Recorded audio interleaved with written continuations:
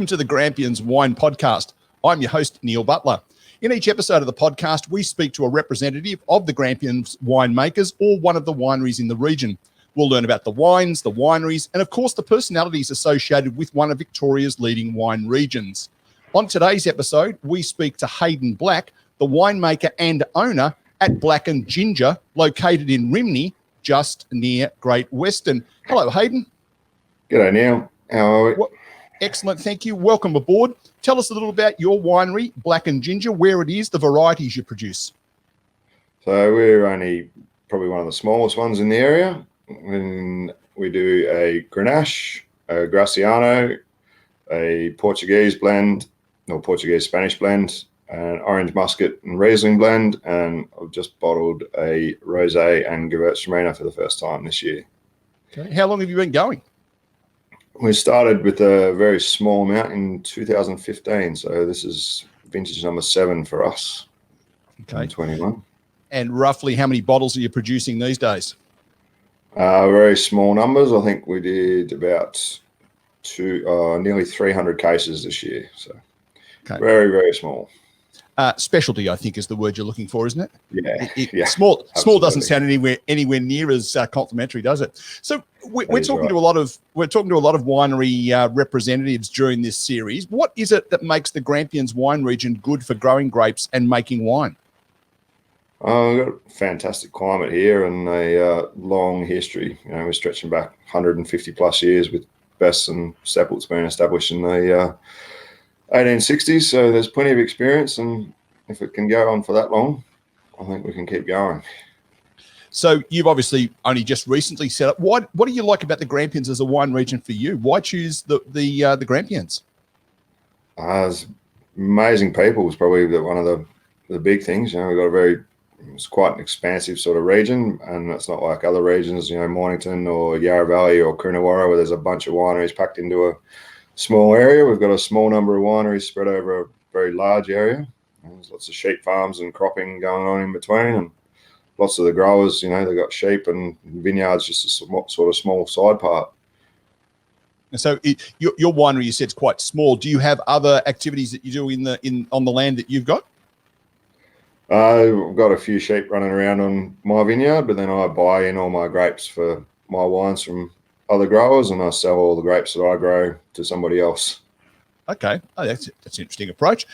So we're hoping that people are looking at this and going, this Grampians wine region sounds like a really good place to come and visit. Why should people come to the region? Because there's a bunch of great winemakers. There's a bunch of great food options. There's great hiking or four-wheel driving or water sports in summer. You know, you can go out to the lake and go skiing. There's plenty to do, not just wines around here.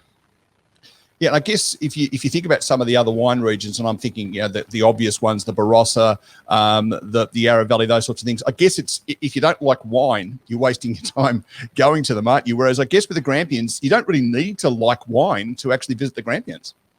No, often it's the side part. You know, the amount of visitation that comes through the Grampians, and you know, they go hiking one day and they go wine tasting the next, and then go and do something else the next day. And there's a huge amount of different stuff you can do, not just come out setting a wine tour. Yeah, I think in my experience, you don't want to be doing wine tasting and then going hiking the next day. Generally, best to do it without order. Absolutely. So you did say it's a small winery, Black and Ginger. Tell us a little bit about how it got established and where you see it being in, say, 5 years. Well, I suppose the first bit, the name comes from obviously my last name being Black, and my business partner is a redhead, so that's okay. Black and Ginger. And when I first came out to Great Western, he'd come up here and we'd go four-wheel driving and camping, and then we'd go and check out a couple of wineries, and over a couple of glasses of red around the campfire one night, and go, maybe we should have a crack at doing it ourselves. So I knew how to make wine and where to get some grapes, and he had some cash, and so we bought a ton and started from there. Okay. And so you've obviously had some experience in the wine industry. Was that elsewhere apart from the Grampians? Yeah, so I used to work in a fine wine merchant in Melbourne, and got a little bit bored with retail and thought I'll have a crack at studying winemaking. And did my first vintage in the Yarra Valley in 2010. So I kind of come into it a little bit later in life. So I started out there, and then a couple of years at Galley Estate near Melton. Then got offered a job at Best's as a cellar hand, and just loved the area. And it was sort of just supposed to be a vintage job, and they asked me to stay a bit longer and a bit longer and a bit longer, and then offered me a full-time gig.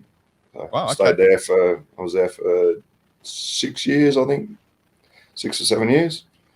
And sort of started Black and Ginger while I was there, and that sort of become to take up a lot more of my time, and so I had to let Best go, and I work a little bit part-time with another Grampians wine, or another Great Western winery, ATR, Adam Richardson. So I make my wines with him and help him out, and we work pretty well together. Excellent. So if I come back and do this series in 2026, what are we going to be talking about in terms of Black and Ginger? Are we going to have a cellar door, for example? I reckon that's definitely on the cards. We'll pick a nice little spot on the property that's got wicked views over the Grampians and back to the Sugarloaf Hill and the Black Range, and sit up there in front of the fire with a glass of wine. I think it'll be fantastic. Sounds like a very, very appealing. I'm putting it in my diary now, so I'll be there. Don't you worry about that. You'll be the first to know. that I'd like to hear that. Now, we'd like to also get to know a little bit about you. We've just heard a little bit about your ventures to Great Western and your first role in the wine industry. I'd like to know what your favourite wine is from your range. So let's suppose you're going on a road trip and you can only take one case of wine from your winery. What do you take? I reckon it'd have to be this little fella here, which is my Grenache Nouveau. So it's a lighter style Grenache, unoaked, and we've just bottled that. It's a 2021, so it's only sits around as soon as I can get it in bottle, because the flavour is just fantastic straight out of the press. So I wanted to share that with people straight away. And it's a great one. You pour one glass and the bottle disappears. And it's also something you can stick it in the fridge on a hot day, cool it off a little bit. So it's super versatile. You can drink it by itself, or you can have a bit of barbecue or pizza, or even something a bit fancier too if you want. So you've got super versatile wine.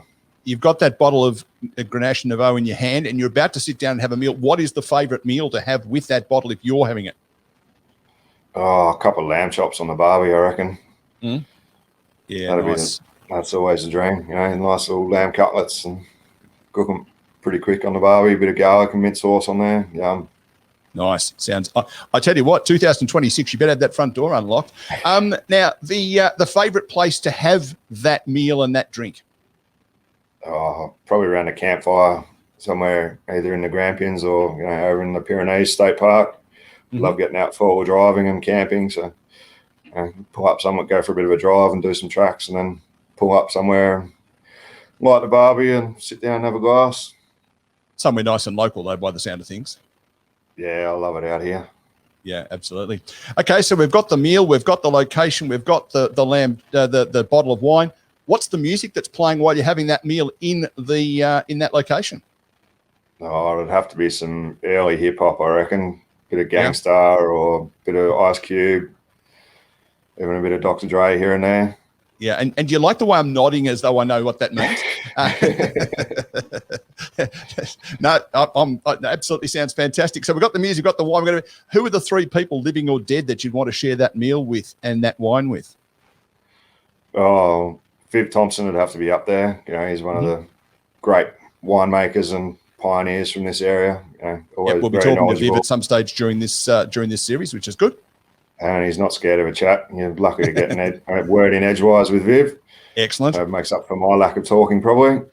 And then one that's passed away, one of my favourite rappers would be Guru from Gangstar. It'd be great to have her around the table and have a bit of a chat. And given she's playing tonight in the Wimbledon final, I'd love to have Ash Barty around the table. So you've just dated champion, that bird. You've absolutely just dated this conversation too. So yes, we at this point of time we either look really silly, or we're not really sure how she went in that. But people who are watching this in the future will no doubt know. Well, before we finish, we've talked about where you are and you don't have a cellar door at the moment. People can actually buy your wines, though, by going to the website. There's a spot there that lists some of the stockists. Also, can they buy online? Absolutely. Hit up blackandginger.com.au or one of my favourite retailers, especially out here. You can go and see Simon out at Grampians Wine Cellar in Halls Gap. He's got a great range and great supporter, and he'll have all my wines there when they're released again. And social media? There's a few local in Melbourne, absolutely. Black and Ginger Wine on Instagram, Black and Ginger Wine on Facebook. Give us a follow and a few likes here and there. And everything will be good. Well, absolutely. Hadyn Black from Black and Ginger, thanks for joining us on the Grampians Wine Podcast today. Thanks very much for having me, Neil. Much appreciated. No worries. This has been another episode of the Grampians Wine Podcast featuring Hadyn Black from Black and Ginger. You can subscribe to the podcast by visiting grampianswinepodcast.com.au. It doesn't cost you anything to subscribe, but it will give you the chance to listen to previous episodes and to be reminded whenever we publish another episode. You can watch video versions of the podcast by subscribing to the Grampians Wine YouTube channel. We'll be back soon with another episode. My name is Neil Butler. I look forward to your company then. Cheers.